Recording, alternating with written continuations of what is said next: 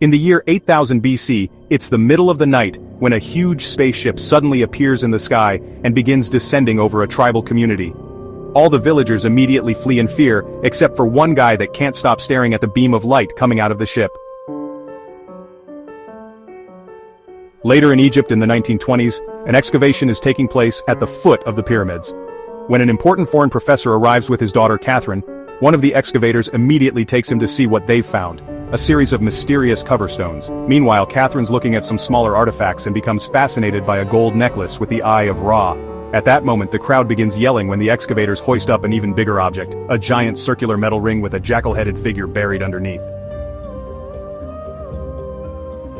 Years later in 1994, an older Catherine is in the USA to attend a lecture by Daniel, an expert on ancient Egypt and its languages. He's telling a bunch of academics to consider his theories on how the pyramids were first constructed, but he's only made fun of and everyone leaves before he can finish.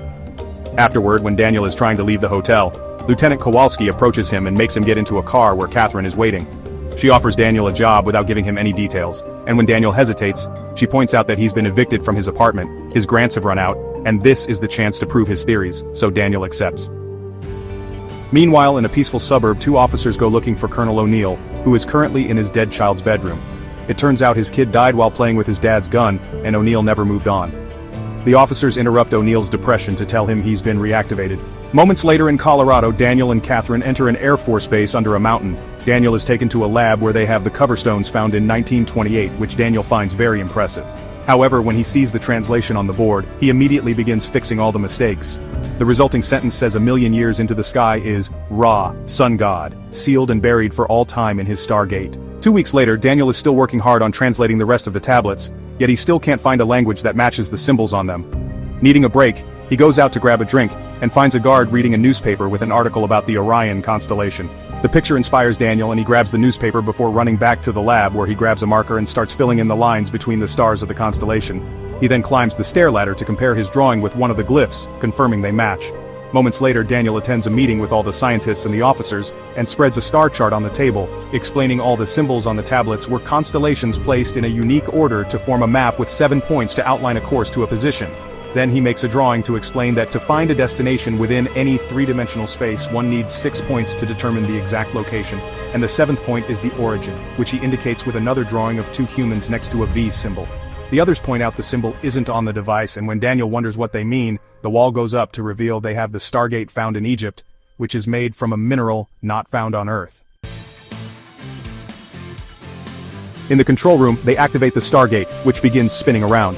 A screen shows close-up images of all the constellation glyphs, and Daniel notices one that looks like a pyramid with a circle above it. He grabs a marker and adds 2 little stick figures next to it, proving his theory right. They immediately program the 7th symbol into the gate, and this activates condition red, so they make all the personnel evacuate. Suddenly a shaking starts and the computer monitors go crazy as Earth is marked as the point of origin. The shaking keeps getting worse, and suddenly the Stargate activates with a giant vortex streaming outwards front and back, leaving a vertical wall of water. Orders are given to send in a probe, which moves up the ramp and stops in front of the gate to send through an arm. The arm continues to extend, then the probe is pulled through the Stargate. The computer analyzes the information, and they discover the probe has locked itself onto a point somewhere in the Callium galaxy. Daniel checks the map and reveals that's on the other side of the known universe just before they start losing signal, and the wormhole shuts down. Sometime later, they analyze the pictures sent back by the probe, which show a room and another Stargate, so they assume both gates are connected. Readings also indicate the planet is an atmospheric match for humans. Daniel looks at the symbols on the other gate, and points out they aren't the same as theirs. The officers want to abort the project, because to use the other gate they'd have to do a reconnaissance mission. But Daniel tells them he doesn't mind going and doing the work himself. The team begins preparing for the mission, and O'Neill goes to look at the fossil of the jackal-headed men while a superior gives him a secret goal. Meanwhile, Catherine approaches Daniel to gift him her Ra necklace as a token of good luck. Once everyone is ready, the team enters the gate room, where the wormhole is already active. First they send the equipment rover, which easily goes through the vortex. Then the men cross the gate too, amazed by all the lights that surround them as they are teleported across the universe. Suddenly the team finds themselves in a very dark room with the other gate. With the help of a few flares, they inspect the room and make their way out through a corridor, where they discover the building is a replica of the Great Pyramid of Giza, and they're in the middle of a desert. Daniel is supposed to realign the Stargate, but he reveals he can't do that yet because he needs an order of alignment. He had assumed this gate would also have tablets, but they aren't there, so they need to find those symbols first. The soldiers get angry with Daniel for getting them stuck here, and Kowalski shoves Daniel to the ground, but O'Neill stops him before things escalate. While the team sets up camp, O'Neill goes back into the pyramid and opens a hidden panel on the rover, where he sets a cylindrical device and begins arming it to make a bomb. Once it's done, he adds a timer, pausing when he sees someone approaching. He closes the panel as Kowalski announces the camp is ready. The soldiers bother Daniel and throw his suitcase out on the dunes for getting them stuck here. Daniel starts the tedious task of picking his stuff up, only pausing to get a snack. While he looks around, he notices some large animal paw prints in the sand and starts to follow them, which takes him to a large creature munching on desert vegetation. The animal has a harness, but there aren't any people around. Daniel approaches the animal and gently pets it, offering his candy. At that moment, O'Neill and the others arrive and tell him to stay away from potential danger, but Daniel tells them the harness indicates it's domesticated. However, the arrival of the soldiers spooks the creature and causes it to start running away, getting its harness entangled with Daniel's feet. As the beast runs, a screaming Daniel is dragged through the hot sand for many miles until he eventually passes out. Suddenly they hear some noises, and the team walks to the top of the dune to discover some tall rock pillars and lots of people mining them. A boy named Skara notices the soldiers and yells a warning, making all the other people freeze as the team decides to approach them. When the people see Daniel's necklace, they all bow to him. O'Neill approaches Skara to shake his hand as a sign of peace, but Skara yells and runs away. One of the soldiers scans the mineral that is being mined and discovers it's the same mineral used for the gate. At that moment, Skara comes back, bringing the leader Kasif with him. Kasif says a few words and bows, but although Daniel recognizes some of the sounds, he can't understand him. Then Kasif's daughter Shauri and other women offer the team some bowls with a drink. In return, Daniel gives Kasif some candy, which he hesitantly bites and finds delicious. Thanks to this exchange, the team is invited to stay with them. O'Neill accepts, but also makes sure to tell the soldiers that stayed in the camp to secure the area. He is walking through the desert with the caravan until they reach an expansive stone city. When Daniel sneezes because of his allergies and blows his nose, the others find it amusing, and Skara even takes his handkerchief as a joke.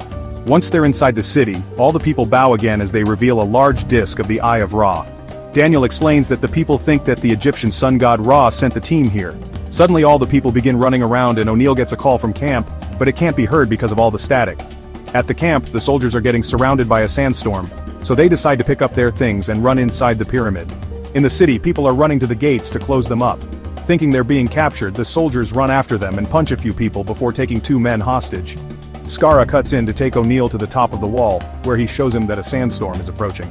O'Neill finally understands the citizens had only been protecting the city, and tells the team they're going to be stuck here for a while. In the evening, the citizens throw a big party and the team is given some new food to try. Daniel tries a weird-looking animal and is delighted to announce it tastes like chicken. Afterward, Daniel tries to communicate by drawing some Egyptian symbols on the sand, but Kasif immediately obliterates the writing with his foot. Apparently drawing the symbols is forbidden. Then Daniel is taken to another room, where they clean him up before leaving him alone. Daniel takes her back into the tent and waits around to make it seem they're busy. Daniel draws the pyramid on the sand and Shauri adds a circle to it, revealing she's seen the circle before. Daniel convinces her to take him to it. Meanwhile, the soldiers in the pyramid still can't make the radio work. Suddenly a bright light shines down on the pyramid and everything starts to shake. A huge spaceship appears above, slowly engulfing the pyramid until it's completely covered. The soldiers get nervous, and with their weapons out, they spread out to investigate. However, something begins attacking them in the darkness. One by one, the soldiers are knocked out without a single noise, until there's only one man left. He falls to the ground, and when he turns around he sees a guard with Anubis's face. This mysterious person and another guard drag the soldiers into another room, where there's a glowing sarcophagus from which a hand comes out. Back in the city, Skara sees O'Neill smoking and is impressed by the fire. O'Neill gifts him the lighter and some cigarettes, and Skara tries to smoke by copying O'Neill only to end up coughing. Then Skara tries to grab a gun, but O'Neill slaps him away and Skara runs out in fear. In the meantime, Shauri takes Daniel to a cave where they find a bunch of earth glyphs written on the wall. Daniel begins reading them in the Egyptian he knows, and Shauri corrects his pronunciation, which finally allows him to learn the local language. Back to O'Neill, he asks Skara and the other boys about Daniel by making hand gestures to describe him. The boys just keep copying the gestures without understanding, but when O'Neill mentions chicken and pretends to sneeze, Skara finally understands and offers Daniel's jacket to its creature, which begins tracking the scent and everyone follows it. Minutes later, O'Neill finds Daniel in the cave, and Daniel begins explaining everything he's learned from the writing. A space traveler escaped from a dying world looking for a way to extend his own life. He arrived on Earth and found the very primitive humans, which is the scene from the beginning. This traveler was Ra, who took over a human body and appointed himself ruler. He used the Stargate to bring thousands of people to this planet as workers for the mines, and with that ore, he could build all the technology to sustain eternal life. Then a rebellion happened back on Earth and the Stargate was buried there. Wanting to avoid another rebellion here, Ra outlawed reading and writing so people wouldn't remember the truth. While Daniel talks, Kowalski is looking around the cave and finds a round stone like the one in the center of the Earth Stargate. Daniel is excited because this is what he's missing, and he thinks the citizens must have hidden it here in hopes the Earth Stargate would someday be reactivated. Unfortunately, the stone is broken and worn out, so Daniel can't see the seventh symbol. Tired of all this, O'Neill announces they're returning to the pyramid, and the team takes off while Skara and his friends follow them. When they find the spaceship, they immediately get worried, so they enter the area with their weapons out, while Skara's group sneaks around to look through the windows. Inside, they find the team's camp things, but not a single body. Suddenly, the mysterious guard appears, and before the soldier can react, he gets knocked out by the guard's staff. This staff is capable of shooting like a gun, so the guard begins shooting all over the room, while the rest of the team runs away. Daniel and O'Neill make it to the room with the bomb, only to find it gone. Suddenly, the circular section of the ceiling opens and rings lower as a light beam begins glowing. 3 guards show up and aim their staff weapons. Daniel and O'Neill put their guns down and are taken through the beam of light until they reach a throne room with walls that are now opening to let in the sunlight. At that moment, the leader shows up, bringing up the bomb with him. Then everyone takes off their masks, revealing they're just human and not supernatural beings. The leader turns out to be Ra, and when the guards kneel to him, O'Neill quickly moves to knock the guard back and take his staff. Then he fires and kills one of the guards, but before he can turn around, the other guard has his weapon aimed. Daniel jumps between them and gets shot instead, while a bunch of children surround Ra to protect him. Then a guard takes his staff back and begins beating O'Neill up before Ra tells him to stop, and approaches Daniel to look at the necklace. Afterward, O'Neill is thrown into a water pit with all the other soldiers. Outside, Skara's group is searching the soldiers' bags for weapons when they notice 2 gliders coming out of the pyramid and flying away. In the city, Kasuf sees the gliders too and raises the alarm so people try to run and hide. The gliders fire down on the city, shooting blasts all over the place. Kasuf kneels to ask for mercy, but the gliders continue to blast away, killing many people and doing great damage to the town. After a few passes, the gliders leave. Then Skara's group comes back and sees all the death and destruction. Kasuf tells Skara this is Ra's punishment for having helped the strangers. Moments later in the pyramid, Daniel wakes up in the sarcophagus and discovers his wound has been healed. When he comes out, the sarcophagus closes on its own, and a kid with a cat comes to check on Daniel before running away. Daniel follows him until he arrives at Ra's chambers. When Daniel asks if he had been dead, Ra explains he chose humans precisely because their bodies are easy to repair. He says they shouldn't have reopened the gate because now he'll send the bomb back with a shipment of the special mineral that will increase the bomb's destructive power 100-fold. He created civilization, but now he wants to destroy it for their betrayal and prove he's the only god, starting by taking Daniel's necklace. In the cave, Skara and his group go looking for Shaori to tell her that Ra has called for an assembly with an execution. However, Shaori proceeds to share the story Daniel revealed so they can finally know the truth about their people. Moments later, all the citizens surround the pyramid for the assembly. Ra and his guards appear wearing their masks and they give Daniel a staff, ordering him to kill the soldiers. At that moment, Shaori, Skara, and the boys mingle in the crowd. Skara uses the lighter to reflect the sunlight and get Daniel's attention, showing him that they've got the soldiers' weapons. Catching on the plan, Daniel pretends he'll kill his friends, only to turn around and shoot the throne instead. The boys shoot their weapons too, and everyone begins running around in panic as the guards shoot their staffs at them. A few people die in the process, including one of the soldiers, but everyone else gets to escape. However, moments later the team gets stuck in a sandstorm and Daniel collapses. Luckily, Skara and his friends show up, helping Daniel up before they guide the team out of the storm. Eventually they reach a cave where everyone is hiding. Skara shows the soldiers the weapons they recovered, and O'Neill wants to take them all back. Kowalski says the boys could help them fight, and this makes O'Neill furious for no reason, so Daniel makes him talk about the bomb. O'Neill explains he had secret orders to track down signs of any possible danger, and if he found any, he had to blow up the Stargate. Daniel tells them about Ra's plan and points out it's Earth's gate that poses the threat and should be shut down, but Daniel still hasn't got the 7th symbol so they can't do that. O'Neill promises he'll intercept the bomb before it can be sent through. Meanwhile, Ra is furious because his guards failed to capture the team, so he puts a special device in his hand and proceeds to use it to kill a guard in a slow and painful way. Back in the cave, Daniel learns that everyone thinks Shaori is his wife. When he asks her about it, Shaori explains he didn't tell anyone that Daniel didn't want her. And to prove her wrong, Daniel kisses her. The next morning, Daniel finds Skara making a drawing of their victory. Seeing the 3 moons, Daniel tries connecting them and realizes this is the symbol for this planet and therefore the point of origin. Now they can go home. Afterward, the group goes to the mines where the citizens are being used as slaves again and shoots a guard, causing Kasuf and his people to panic. Daniel rushes to take the guard's mask off, revealing it's just a tyrant human slaving them and not a god, shocking everyone. In the pyramid, the guards are getting the bomb ready. The team arrives pretending to be slaves carrying ore, and once they're inside, they reveal their weapons and open fire. A firefight begins as more people enter the pyramid to help. Some men fall during the fight and one of the guards shoots at the door to seal the entrance, but O'Neill shoots back to kill him. Suddenly, gliders leave the pyramid again and attack the people outside, so Kowalski guides them on how to hide and retaliate. They lose a few men in the process, so Kowalski decides to give up as a few guards approach.